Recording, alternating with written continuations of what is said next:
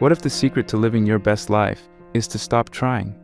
Not trying harder, not setting more goals, not building a vision board or reading 5 more books or hacking your habits.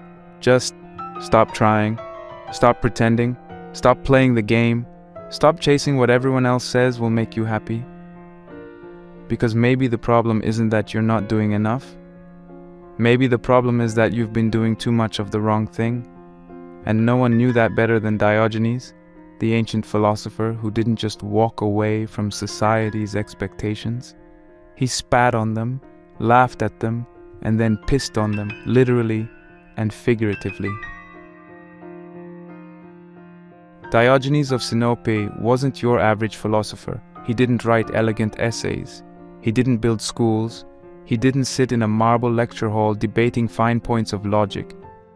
He lived in a barrel, ate food from trash heaps, begged for scraps, and walked around the streets of Athens with a lantern in broad daylight, claiming he was looking for an honest man.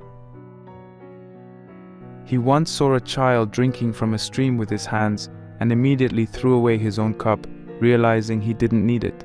He crashed Plato's lectures to mock him.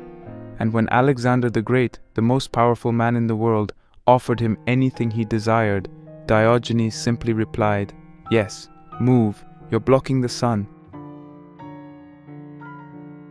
This wasn't just performance art. This was philosophy in motion.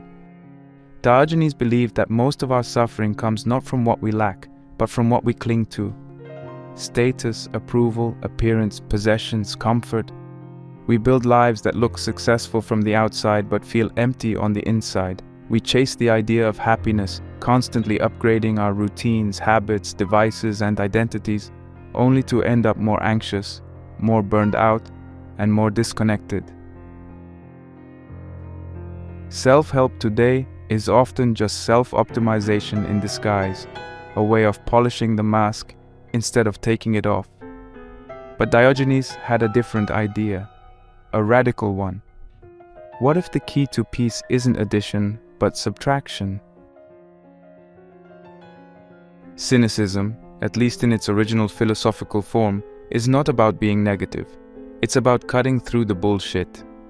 Diogenes wasn't cynical because he hated people. He was cynical because he saw how deeply people had lost themselves in lies, the lie of needing to impress others, the lie of needing more to feel worthy, the lie of needing to fit in, to be safe. And so he stripped his life bare, not just physically but mentally, emotionally, spiritually. He chose a life of extreme simplicity not as a gimmick but as a direct path to freedom.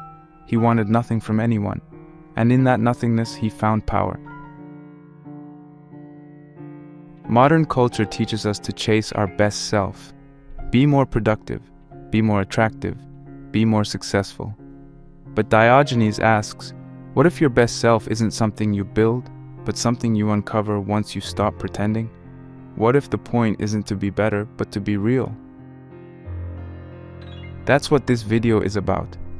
Not the 5 steps to productivity, not the latest stoic morning routine, but something deeper and more dangerous. The ancient art of not giving a damn about the wrong things. The path of subtraction. The savage, freeing, uncomfortable philosophy of living with less, but living more honestly. This is the Cynic's Guide to Living Your Best Life, and it all starts by asking, what are you willing to let go of? Because maybe, just maybe, that's the first step to being free.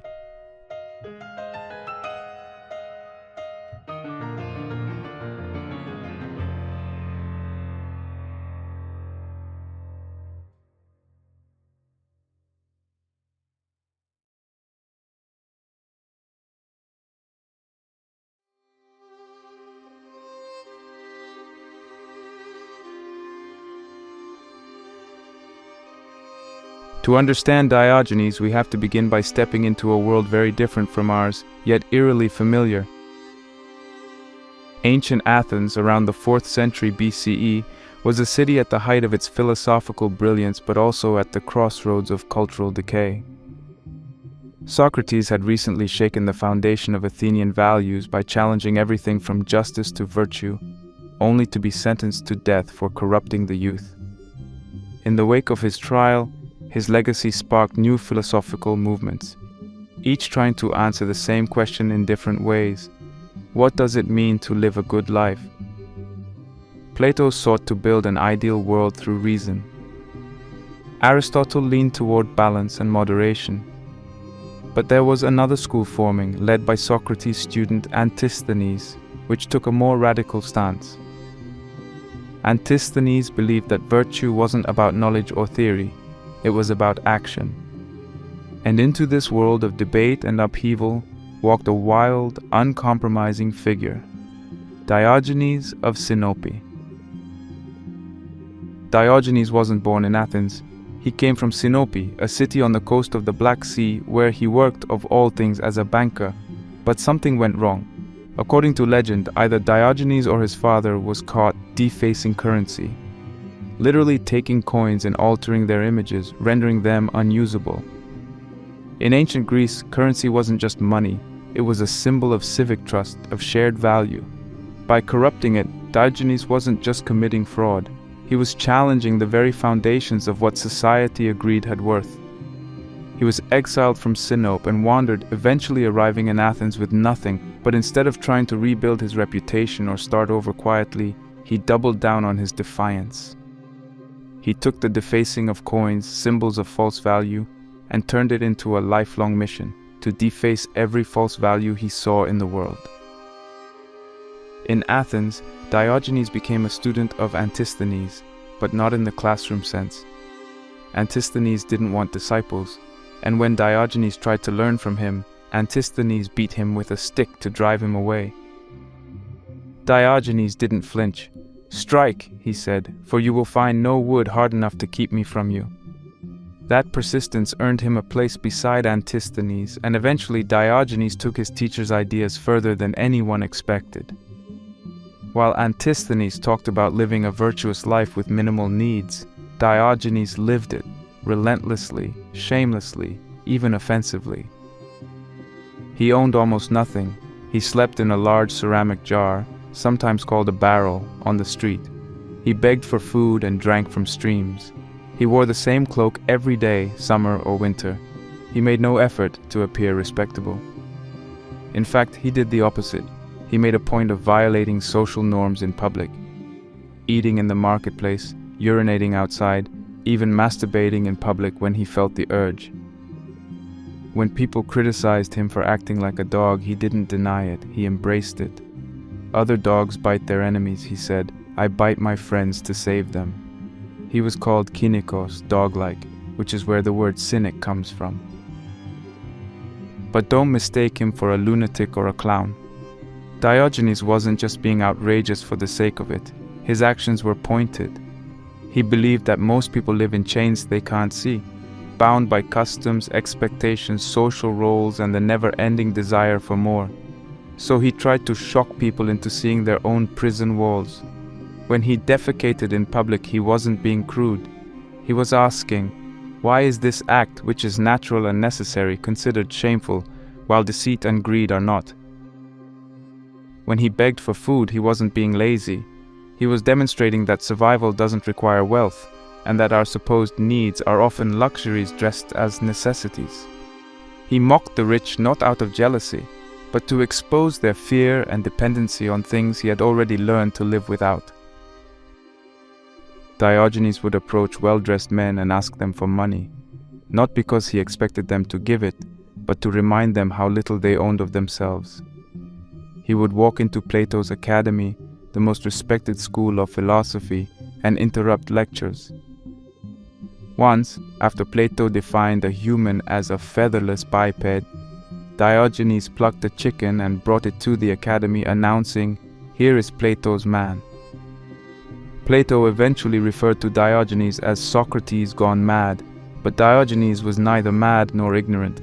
He was dangerous in the way only someone with nothing to lose can be, and his life wasn't aimless rebellion. It was a test of what really matters. His rejection of society was deliberate. It wasn't about avoiding pain or escaping discomfort. It was about choosing the right kind of discomfort. He voluntarily embraced what others feared: hunger, poverty, humiliation, loneliness, because in doing so, he became invincible to them. What could you threaten him with?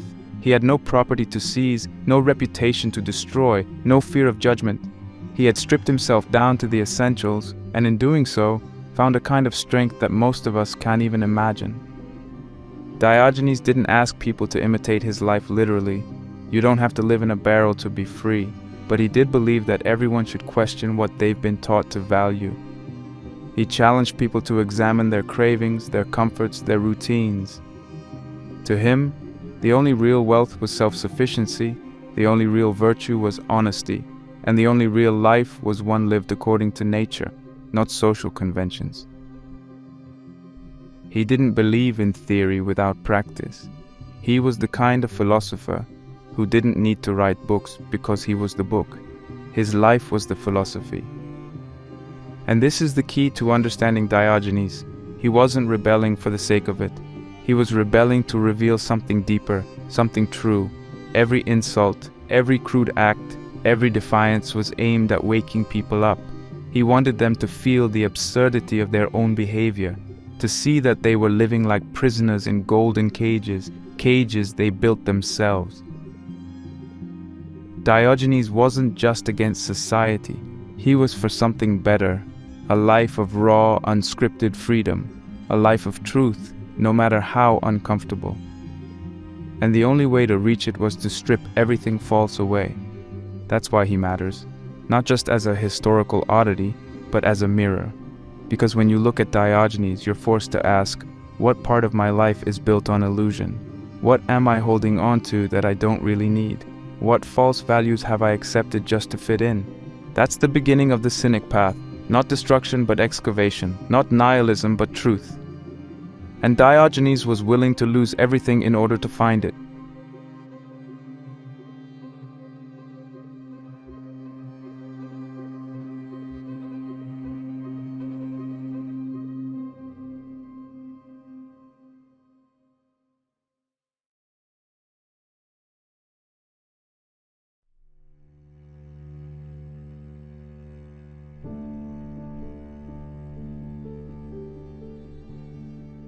To understand cynicism, you have to let go of the modern meaning of the word. Today, when someone says he's such a cynic, they usually mean someone who distrusts everything, rolls their eyes at hope, and believes people are selfish or fake. But that's not what philosophical cynicism means, not even close. The original cynics were not bitter or hopeless. They were radically committed to truth, and they believed that to live well, you didn't need more advice, more things, or more theories. You needed to return to something ancient, something simple. You needed to return to nature. The word cynic comes from the Greek word kynikos, which means dog-like. It was meant as an insult, but Diogenes and his followers embraced it. To them, being like a dog meant living simply, instinctively, and without shame. Dogs don't wear masks. Dogs don't pretend to be what they're not. They eat when they're hungry. They bark when they're threatened. They sleep when they're tired. They don't play social games or chase status. They live naturally. And that's exactly what the cynics aim to do. Not in some primitive or animalistic way, but in a philosophical one. To be a cynic was to reject everything that pulled you away from your true nature. Everything that complicated life. Everything that made you less free. The first and most important principle of cynicism is this: live according to nature. That doesn't mean hugging trees or going camping, though they probably wouldn't mind that. It means living in a way that is aligned with who and what you are, at the core. A human being needs very little to survive: food, shelter, basic health, and a sense of connection. Everything else, expensive clothes, social media validation, career prestige, is extra. And the problem is, the more extras we accumulate, the more we depend on them, the more complicated our lives become. Cynics believe that by stripping all that away, by subtracting the false and artificial, you could return to what's real, and that's where freedom begins. The second core idea is the rejection of materialism and social status. Diogenes didn't just live in poverty because he had no choice, he chose it. He believed that needing nothing was the ultimate form of wealth. The fewer things you require to be happy, the harder it is for the world to control you. If you need a certain job, or a certain income, or a certain number of followers to feel worthy, then your peace is always at risk. But if you can be content with very little, then you're untouchable. You don't have to impress anyone. You don't have to win the game, because you're not even playing it. Diogenes often said, "He has the most who is content with the least." And in a world that constantly pressures us to upgrade our lives, that kind of contentment is revolutionary. Third, cynicism is built on radical honesty, not just being honest with others, but with yourself. That means facing the hard truths you usually avoid, the ones you cover up with distractions or excuses. The cynic doesn't pretend. He doesn't wear a mask to please others. He doesn't lie to protect his ego. If he's weak, he admits it. If he's afraid, he owns it. If he doesn't know something, he says so. In a world obsessed with image and performance, this kind of honesty is rare and powerful. Diogenes didn't just preach this honesty, he lived it. That's why he did things in public that others were ashamed of. Not to shock, but to ask, "Why are you hiding? Who taught you to be ashamed of being human?" Another essential part of Cynic philosophy is the practice of stripping away everything unnecessary. This isn't minimalism as a lifestyle trend, it's deeper than that. The Cynics believed that virtue, meaning strength of character, inner peace and wisdom, wasn't something you had to acquire. It was already inside you, but it was buried under layers of conditioning, desire, fear, and distraction.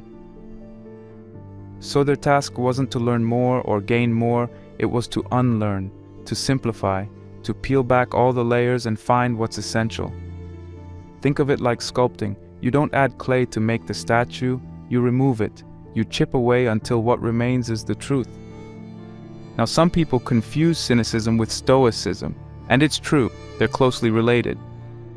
Stoicism came later and built on some of the same ideas: self-sufficiency, control over desires, indifference to external opinions. But Stoicism is the polished, socially acceptable sibling. It's the clean-cut version you can practice in a business suit. Cynicism is the wild older brother who lives off the grid and couldn't care less what you think. Where Stoicism says bear hardship with dignity, cynicism says why suffer under rules that aren't real. Where Stoicism values self-control and inner strength, cynicism takes it further, into open rebellion against anything false or artificial. Both aim at freedom, but cynicism does it through confrontation and detachment from all social conditioning. The cynic is not a theorist. He doesn't sit around talking about virtue, he lives it. Diogenes once said, "A rich man is not one who has much, but one who needs little." He didn't publish books or give lectures. He demonstrated philosophy. Every act of his life was a critique of society and a lesson in freedom. When people asked him what he believed, he didn't respond with long speeches. He showed them with how he lived, what he rejected, what he endured. Cynicism, in this way, is a practice. It's not about believing in an idea, it's about removing what stops you from living it. And this is what makes cynicism so relevant today. Because we live in a time of massive complexity, constant distraction, endless consumption, social masks, and performance anxiety. We're told that to improve our lives we need to buy more, know more, do more. But the cynic whispers something different. You already have enough. You already are enough. But you've buried yourself under noise. And until you subtract that noise, until you unlearn what's false, you won't find peace. So no, cynicism isn't negativity. It's raw, direct, untamed truth. It's a path of radical simplification, not to escape life, but to live it more honestly. It doesn't offer comfort, it doesn't promise happiness in the traditional sense, but it offers something deeper, integrity. The feeling of standing on solid ground, knowing that you're not pretending, not performing. You're just living as nature intended, nothing more, nothing less. That's the cynic's way. Cynicism isn't about being bitter or pessimistic. It's about cutting through the lies, yours and everyone else's. It's about subtraction, not addition, not building a new identity, but shedding the false ones. Not becoming someone else, but returning to who you've always been once you've stopped pretending.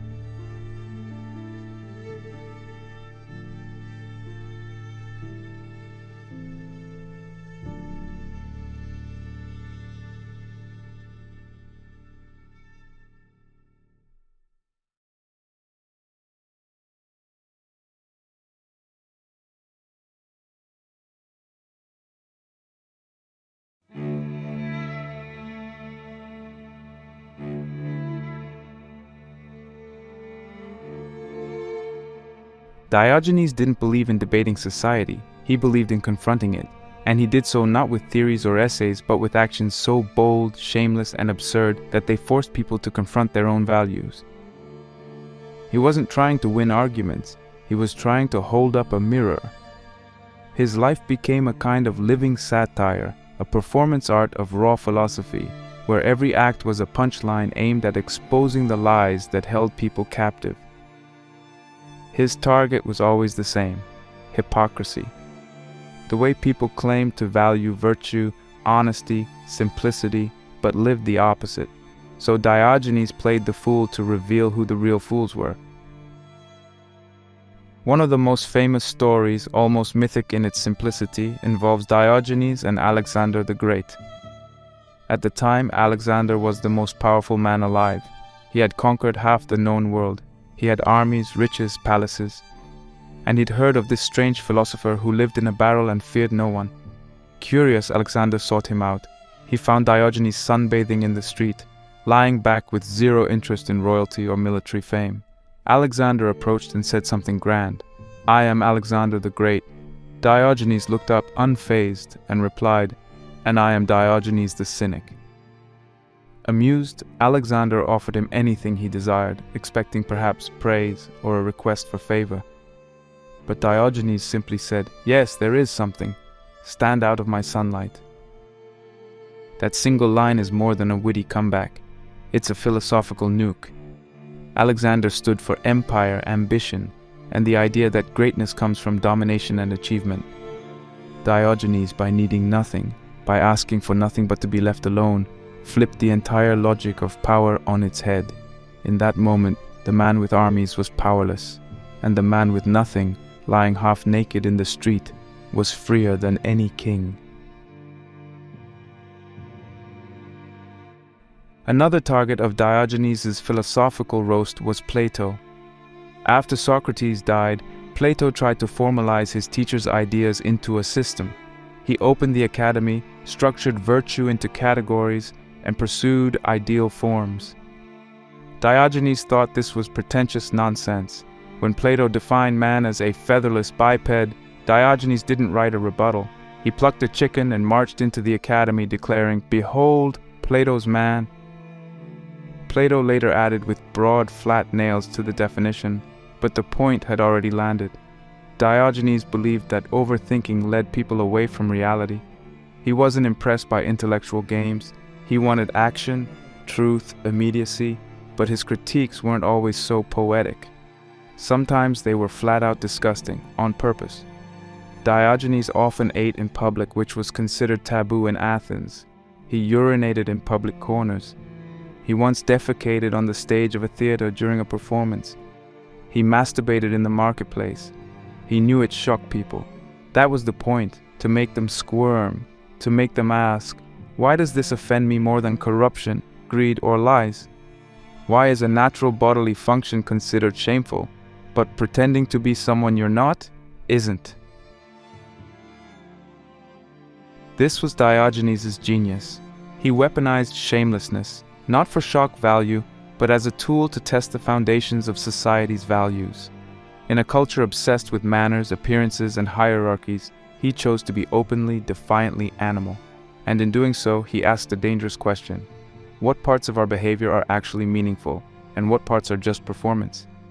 Is shame something natural, or something we've been trained to feel?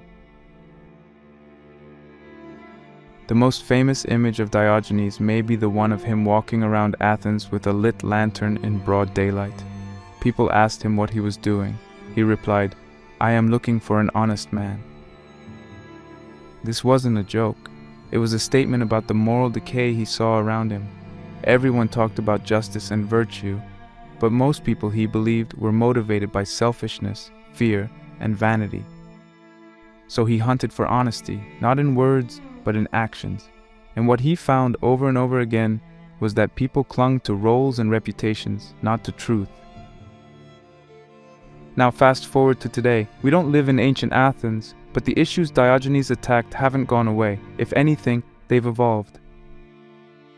In our time, society worships image even more obsessively. Social media is an endless performance stage where people curate identities, filter their flaws, and carefully present the life they want others to see. We live in an age of influencers, self-branding, and aesthetic perfection. Even authenticity has become a performance. In a world like this, Diogenes would be cancelled instantly. He would break every community guideline, he'd be demonetized, banned, reported. But that only proves his point. We fear disruption more than we fear dishonesty. We're more offended by rudeness than we are by systemic hypocrisy. Diogenes would see right through the influencer culture, the hustle culture, the self-help industry that promises empowerment while feeding on insecurity. He'd call it all out, bluntly, shamelessly, without apology. In fact, today's obsession with being on brand, staying likable, saying the right thing, avoiding offense, it's exactly the kind of soft slavery Diogenes lived to destroy. He wasn't interested in being liked. He didn't care about fitting in. He didn't even care about being remembered. He cared about freedom, the kind of freedom that comes when you stop caring about how you're perceived and start caring about whether or not you're living in truth. And this is where Diogenes becomes more than a provocateur. His actions may have been outrageous, but his motivation wasn't cruelty. It was compassion, in the rawest sense. He wanted people to wake up, to shake off the mental chains they didn't even know they were wearing. Every time he made someone uncomfortable, he was trying to pull them closer to reality, to peel back the layers of social programming and make them ask, why am I living this way? Who taught me to value this? What happens if I stop pretending? That's the art of the philosophical roast. Diogenes didn't insult people for fun. He exposed their contradictions. He held up a mirror and dared them to look. And while most people hated what they saw, a few got the message. Even Alexander the Great, after being roasted by Diogenes, supposedly said, "If I were not Alexander, I would wish to be Diogenes." Because in his heart even the conqueror knew that man was truly free.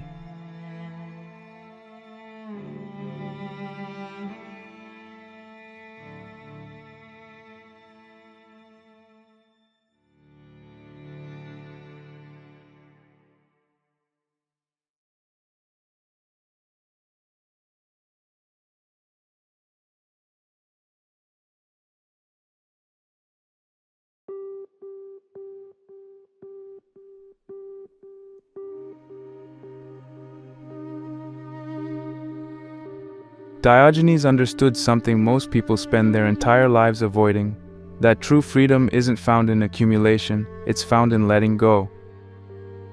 In a culture that tells us to measure our worth by what we have, our income, our wardrobe, our car, our watch, our subscriber count, Diogenes flipped the script. He didn't want more, he wanted less. Not because he hated pleasure or comfort, but because he saw clearly that the more you need, the easier it is for the world to control you. And so, he decided to live with almost nothing. One of the most telling stories from Diogenes' life is about a bowl. He carried one with him to drink water, just a simple tool, one of the few possessions he owned. But one day, he saw a boy cupping his hands to drink from a fountain. Without a second thought, Diogenes threw away his bowl. If a child could drink with nothing, so could he. That moment wasn't just about reducing clutter.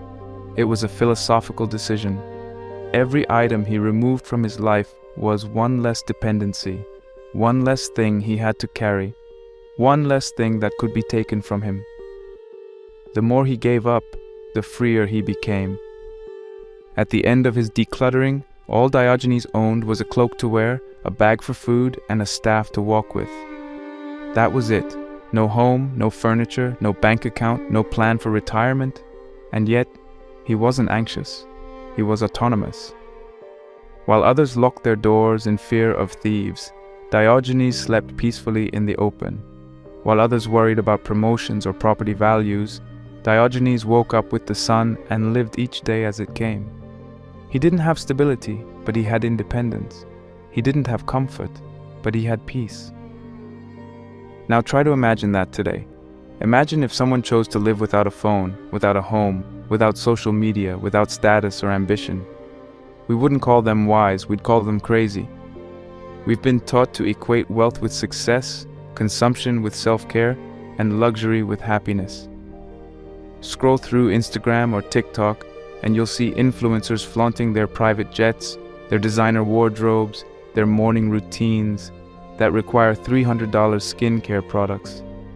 These images are sold to us as the pinnacle of living your best life. But are they really? Diogenes would say no, not just no, he'd laugh. Because what looks like freedom to us often isn't freedom at all. It's just a prettier kind of slavery. The more things you need to feel okay, the more fragile your peace becomes. If you need a high salary to feel secure, then your employer owns your peace. If you need a perfect body to feel lovable, then your mirror owns your self-worth. If you need constant stimulation to avoid boredom, then your phone owns your attention. That's not power, that's dependency in disguise. Diogenes' philosophy was simple. Own less and you'll fear less. Need less and you'll suffer less. By shedding possessions and desires, you become untouchable. You're no longer at the mercy of fortune, trends, or public opinion. When someone threatened him, he could shrug it off. What could they possibly take from him? He had already given up everything except what was truly his mind, his values, and his time. That's a kind of wealth few people today can imagine. This doesn't mean everyone should throw away their possessions and live in a barrel. Cynicism, at its core, isn't about poverty. It's about freedom from craving. It's not about refusing all comfort, but about not being ruled by it. There's nothing wrong with owning things. What matters is whether those things own you. Diogenes didn't just give up stuff. He gave up the fear of not having stuff. That's the real point. You can have a home, a job, a phone, but can you let go of them if you had to? Could you walk away and still feel whole? Our modern economy is built on convincing you that you're not enough. Every advertisement whispers that you're missing something. A better body, a better phone, a better life. And the solution is always to buy your way to fulfillment. But fulfillment doesn't come from more. It comes from less, from needing less, from simplifying your life until what's left is actually yours, not something you rented from the marketplace of trends and validation. There's a quote often misattributed but deeply aligned with Cynic thinking: wealth is not having great possessions but having few wants. Diogenes lived that truth to the extreme. He trained himself to want almost nothing, not because he was miserable, but because he had discovered the joy of self-sufficiency. Imagine waking up and not needing to check your bank account, not needing to impress anyone, not needing to prove anything, just existing, simply, honestly, and fully. That's the Cynic's version of wealth. He challenged the very definition of what it means to be rich. In one story, a group of wealthy men mocked Diogenes, saying, "If you would learn to flatter, you wouldn't have to beg." Diogenes shot back, "And if you would learn to beg, you wouldn't have to flatter." That was his power. He wasn't dependent on praise, approval, or money. He had nothing, but he lacked nothing, because his needs were aligned with nature, not with culture. And this raises an uncomfortable question for all of us. How much of what we chase is really necessary? How much of what we think we need is just conditioning? Could we be happy with less? Not because we're settling, but because we're finally free of the pressure to keep up? Diogenes wasn't living in lack, he was living in abundance. Not material abundance, but inner abundance. He had time, he had clarity, He had nothing to hide and nothing to fear. There's something deeply refreshing about that. In a world of endless scrolling, endless consuming, endless striving, Diogenes is like a reset button. He reminds us that the goal of life is not to collect trophies, but to uncover what you are when everything else is stripped away. You don't need more, you need less, but better. Less noise, less craving, less pretending, more truth, more peace, more freedom. The less you need, the more free you are. That's the cynic's version of success. Not how much you have, but how little you need to be at peace. Diogenes owned nothing, but he walked through the world untouchable, unbothered, and fully himself. And maybe that's the kind of wealth we should all be chasing.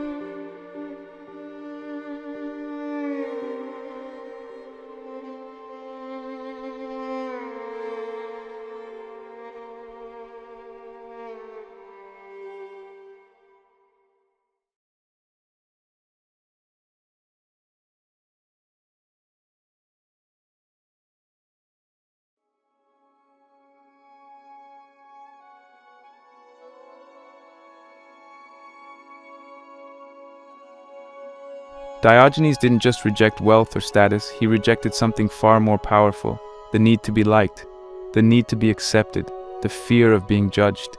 He didn't just step outside the norms of society, he burned them down, lit the match himself, and then laughed while everyone stared. Because for Diogenes, true freedom wasn't just owning less or needing nothing, it was becoming immune to other people's opinions. Shame, he believed, was a weapon used by society to keep people small, obedient, and quiet. And if you wanted to be free, you had to kill the part of yourself that cared what others thought. That's why Diogenes did things we consider outrageous. He didn't do them for shock value, he did them to destroy the illusion of shame. He bathed in freezing rivers, even when others mocked him. He begged for food in daylight, something only the lowest of the low did in Athens. He urinated in public. He even masturbated in the street, something that still horrifies people to this day. But to him, these weren't acts of rebellion, they were acts of liberation. He wanted to prove that the source of your suffering isn't the act itself, but your fear of what others will think. You're not bound by nature, you're bound by opinion. And the only way to break the chain is to walk straight into judgment and feel it lose its power. In today's language, what Diogenes practiced would be called exposure therapy, a method used in modern psychology to treat phobias, anxiety, and PTSD. The idea is simple. Instead of avoiding what you fear, you slowly, repeatedly expose yourself to it. And over time, your brain stops seeing it as dangerous. The fear shrinks, the shame dissolves. For example, someone terrified of public speaking might practice by giving short speeches in front of a mirror, then to a friend, then to a group. Bit by bit, they desensitized themselves to the fear. Diogenes took this concept to its extreme. He made himself so familiar with judgment, rejection, and ridicule that it no longer touched him. He wasn't just tolerating criticism, he was immune to it. And here's the thing, he wasn't born that way. No one is. He trained himself to be shameless. He walked through discomfort over and over again until it became irrelevant. And that's the lesson for us. Because let's be honest, our lives today are shaped by fear of judgment in ways we don't even notice. Social media has made it worse. Every post, every photo, every comment, we're constantly scanning for approval. Did I get enough likes? Did I say something dumb? Am I being ignored? We curate our personalities like brands. We post what we think people want to see. We hide our weirdness. We edit our flaws. And somewhere along the way, we forget how to be real. Perfectionism feeds on this fear. So does people-pleasing. We want to say no, but we don't. We want to speak up, but we shrink. We want to rest, but we keep grinding so no one thinks we're lazy. So much of what we do isn't driven by desire, it's driven by avoidance. Avoiding disapproval, avoiding embarrassment, avoiding rejection. But Diogenes shows us another way. He teaches us that ridicule loses its teeth the moment you stop caring. That shame only has power if you give it power. Think about it like this. What if you wore your weirdness out in the open? What if you shared your real thoughts even when they weren't popular? What if you let people misunderstand you and didn't rush to explain? What if you stopped editing yourself? Diogenes didn't just live like no one's watching. He lived like everyone was watching and still didn't care. That's the kind of inner strength we need today. Not the strength to be liked, but the strength to be disliked without flinching. Now, obviously, you don't need to do what Diogenes did. You don't have to beg in the street or take cold baths or defy every social norm, but you can start noticing where shame shows up in your life. When you silence yourself in a conversation, what are you afraid of? When you put off starting something because you feel unqualified, who are you worried will laugh? When you apologize for taking up space, whose imaginary judgment are you reacting to? Trace those fears back, and you'll find a belief. I'm not allowed to be seen unless I'm perfect. Diogenes shattered that belief, and you can too. Start small. Say what you really think in a conversation, even if it makes you nervous. Wear something you like, even if it's not trendy. Share an opinion online without softening it to be more palatable. Let yourself be visible in your full, imperfect humanness. And when that fear kicks in, that tightening in your chest, that voice saying they're going to think you're stupid, remind yourself of Diogenes, the man who pissed in public and told the most powerful king in the world to move out of the way. The man who was freer in his ragged cloak than most people are in designer suits. The man who taught us that the moment you stop fearing shame, you start living. This is what cynicism offers. Not just a minimalist lifestyle, but a psychological revolution. You don't need to change who you are. You need to stop hiding who you are. You need to be willing to be seen, even if it means being misunderstood. You need to value truth more than approval. That's what Diogenes did every day of his life. And he died not as a martyr, but as a man who was never owned by anyone, not by fear, not by reputation, not by the system. To live freely, you must become indifferent to ridicule, not immune in the sense that you never feel it, but strong enough that it doesn't guide your actions. The real cage isn't judgment, it's the fear of judgment. Break that, and you can finally walk through the world unchained, like a dog in the sun, like Diogenes, untouched by shame, unapologetically alive.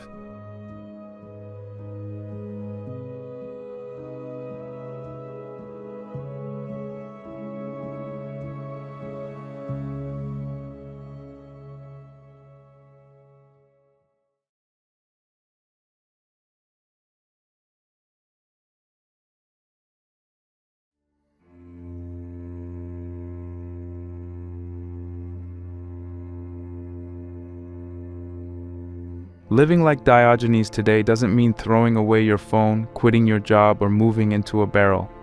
The modern world isn't ancient Athens, and most of us aren't interested in becoming barefoot street philosophers. But the spirit of cynicism, the raw, liberating power of needing less and fearing nothing, is more relevant now than ever. We live in a culture of compulsive consumption, curated perfection, and dopamine-driven distraction. Everything tells us to chase more comfort, more approval, more stuff. Being a modern cynic doesn't mean rejecting the world. It means rejecting the lies it sells you. It's a way of seeing through the noise and saying, I don't need this to be free. It starts with a mental shift. You begin to question your desires instead of automatically pursuing them. Cynicism teaches you to ask, why do I want this? Before you chase anything.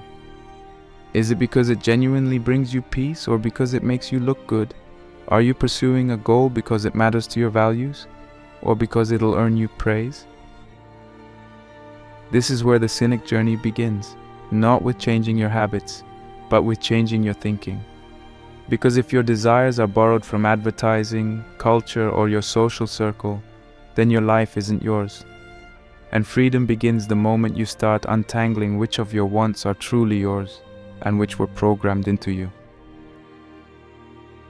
Once that mindset is in place, you can begin to experiment. You don't need to overhaul your life all at once. In fact, The best way to embody cynicism today is to test it, one act at a time. Try small practices that push you out of your comfort zone and loosen your attachment to things that don't really matter. Start with something simple. Go one full day without buying anything. No coffee, no online shopping, no food delivery, no transactions of any kind. Just observe how quickly the impulse to consume shows up and how uncomfortable it feels to say no to it. That discomfort is your edge. That's where growth begins. Another practice is the digital detox. Spend a full day or even just a few hours without your phone, laptop, or TV. No scrolling, no notifications, no digital background noise. You'll notice how much of your attention is usually outsourced to screens. How quick we are to distract ourselves from silence, from stillness, from boredom. Diogenes didn't fear boredom, he embraced it. He sat in the sun and watched people. He walked aimlessly. He talked to strangers. He was present with life in its rawest form. A modern cynic learns to do the same, not by rejecting technology completely, but by reclaiming control over their attention. Another way to build your cynic muscles is through cold exposure, literally. Take cold showers, walk in the rain without an umbrella, sit outside in winter for a few minutes without a jacket. These aren't just physical challenges, they're mental ones. They teach you to be okay with discomfort, to not panic the moment conditions aren't ideal. Comfort has become a drug in the modern world. Heating, air conditioning, Uber Eats, instant delivery, algorithmic entertainment, everything is designed to remove friction. But Diogenes would argue, you grow through friction. You learn what you're made of when life isn't perfectly controlled. One of the most powerful cynic practices is exposing yourself to harmless embarrassment. This can be anything from wearing mismatched clothes in public to singing loudly in a park to dancing badly in front of strangers. The goal is not to become an attention seeker. It's to break your addiction to approval. We spend so much energy managing how we're perceived, sculpting a version of ourselves that feels safe, acceptable, and likable. But Diogenes believed that the fear of looking foolish was one of the deepest prisons. So he intentionally did things that made others cringe, not because he enjoyed it, but because he didn't care. And that's the goal. To teach yourself that you can survive disapproval. That ridicule doesn't kill you. That being imperfect in public is not a moral failure. You might never live in a barrel, but you can find your version of it. The barrel in the modern world is any lifestyle that lets you live simply and freely without needing constant validation. Maybe that means living below your means, choosing a small apartment when you could afford something bigger. Maybe it means deleting your social media for a year and seeing what happens. Maybe it means quitting the job that pays well but costs your soul. The barrel is a symbol. It represents choosing your peace over other people's expectations. And in a culture obsessed with appearances, that's a radical choice. Another powerful skill of the modern cynic is learning to say no without apologizing. No to invitations that drain you. No to work that goes against your values. No to social obligations that feel fake. Diogenes didn't ask for permission to live on his terms, and neither should you. Most of us say yes out of guilt, habit, or fear of missing out, but every yes that goes against your truth is a form of self-betrayal. The cynic isn't rude, they're clear, they draw boundaries and stick to them. They don't explain themselves unless they choose to. They live from the inside out, not the outside in. The beauty of all these practices is that they aren't about self-denial, they're about self-ownership. Each time you resist a false desire, you reclaim a little more of your time, energy, and identity. Each time you choose discomfort over conformity, you remember that your power doesn't come from being liked, it comes from being honest. Diogenes wasn't trying to be a martyr, he was just trying to live in alignment with what he believed. And when you start doing that, even in small ways, you feel it, the quiet joy of not needing to pretend anymore. The calm that comes from knowing you aren't chained to a lifestyle you didn't choose. You don't need to live in a barrel. but you do need to question your comforts. Cynicism is not about giving up everything, it's about giving up the need for everything. That's where real peace begins. Not in controlling your environment, but in mastering your response to it, in learning to say, I am enough without the extras, in training yourself to be free even if the world never approves. And the best part, you don't need anyone's permission to start.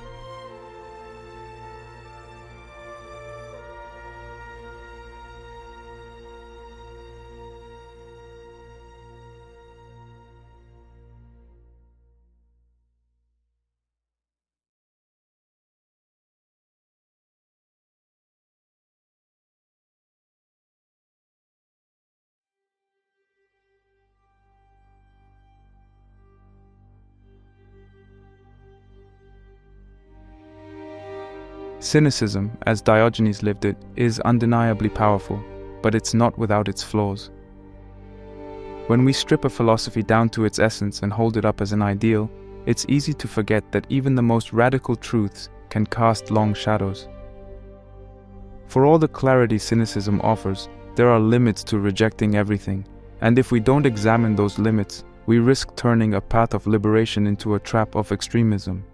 This isn't about dismissing Diogenes. It's about engaging with his philosophy honestly, including the parts that don't sit so easily with modern life. Let's start with the problem of extremism. Cynicism, by design, is radical. It doesn't ask for minor changes, it demands a total stripping away of societal norms, comforts, and attachments. That's what makes it so potent, but also so dangerous. When you reject everything, possessions, status, ambition, shame, social roles, what are you left with? For Diogenes, the answer was a kind of raw, natural freedom, but for others, especially today, it can quickly slide into nihilism. If nothing matters, if every institution is corrupt, if every norm is fake, if all desire is bondage, what's the point? Unlike Stoicism or Buddhism, which also teach detachment but within a framework of meaning and purpose, cynicism often stops at the destruction phase. It tears down illusions, but offers little guidance for what to build in their place. That can leave followers adrift, hollowed out by rebellion but unsure where to go next. Then there's the issue of social withdrawal. Diogenes opted out of the world. He didn't try to fix society, he left it behind, physically and mentally. That was his answer to hypocrisy. Walk away. But what if you don't want to walk away? What if you want to stay in the world, have a family, run a business, be part of a community, and still live authentically? Cynicism doesn't offer much help there. It's a solitary path. It's built for the outsider, not the builder. Critics point out that total disengagement is a luxury not everyone can afford. Some people don't have the option to live with nothing, to reject the system. They have responsibilities, they have children to raise, people to care for, communities to support, and even if you can opt out, does that solve anything? Cynicism can free the individual, yes, but does it improve the world for anyone else? Rejecting the system is easier than changing it, but is that enough? There's also a more subtle danger in cynicism, the temptation of self-righteousness. For some people, rejecting social norms isn't about truth, it's about feeling superior. It becomes a performance. You stop caring not because you've let go, but because you want to appear untouchable. You start roasting people not to reveal truth, but to elevate yourself above them. This isn't real cynicism, it's ego in a different costume. Diogenes was harsh, but he had integrity. He lived his philosophy every minute of every day. But modern imitators might just be trying to be edgy, using honesty as a weapon instead of a tool. And when that happens, what was once a path to freedom becomes just another role to play, another illusion to uphold. Another criticism worth taking seriously is that cynicism, at least in its ancient form, can lack compassion. Diogenes was blunt, confrontational, even rude. He believed in truth at all costs. But modern life isn't lived in isolation.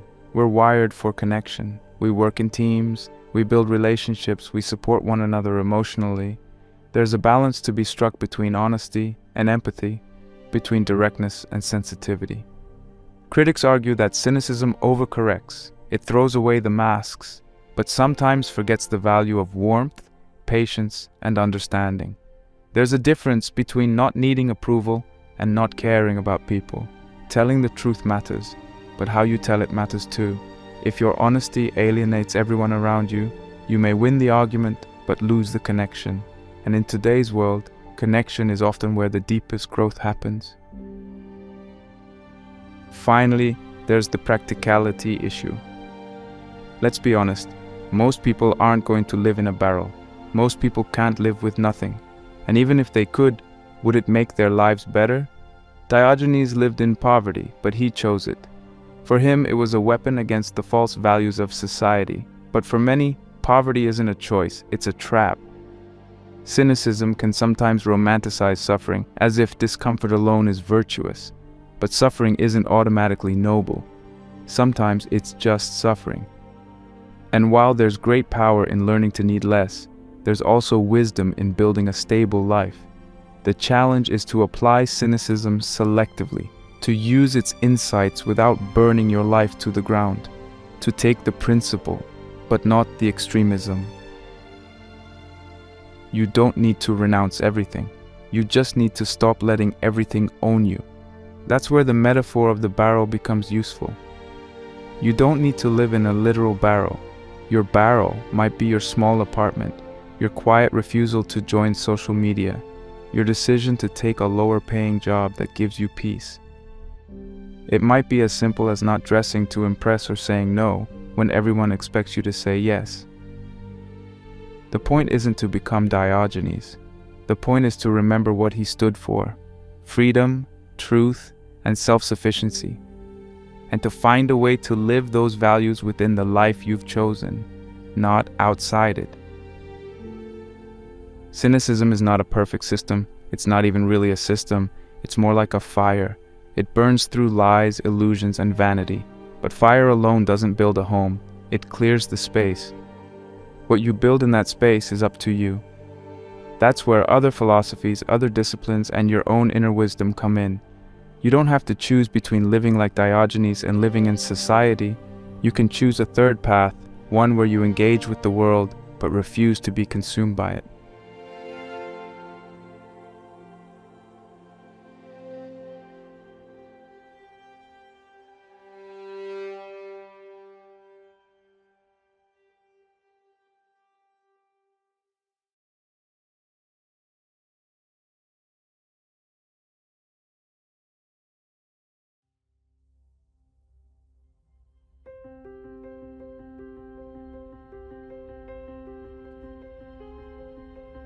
Cynicism is not an aesthetic. It's not a brand of minimalism or some edgy trend to post about on Instagram.